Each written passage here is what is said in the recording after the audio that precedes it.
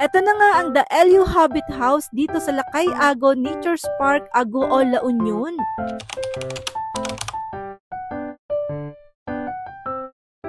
Pero bago nga kami pumunta doon ay tumambay nga muna kami dito sa may duyan-duyan dahil nga wala pang ang tao. At habang nakatambay nga kami dyan, eto nga at may umaakyat na pagkain. O, diba? Amazing! Ganyan yung way nila na pag-transfer ng pagkain o yung pag-deliver ng pagkain, ganun. Kasi nga po, dito po sa taas yung kanilang resto at dito kakakain kaya naman ganyan nga yung view. At ayan, ang daming mapagtambayan na pwedeng-pwedeng ang mapagkainan. Pero syempre, may batang hindi interesado sa pagkain kaya ayan, nagtatakbo na nga lang. Meron nga rin silang ongoing dito na Hobbit House at in fairness, nagpintas. Pero syempre, hindi ulit interesado ang bata kaya naman dito nga siya pumunta. So, dito nga ay meron nga silang children's park na maliit at meron nga rin silang jonggoy dito. Yung mga kapatid nating jonggoy ba. Eto nga at nandito nga yung kanilang plantasyon ng bugimbilya ay naapo na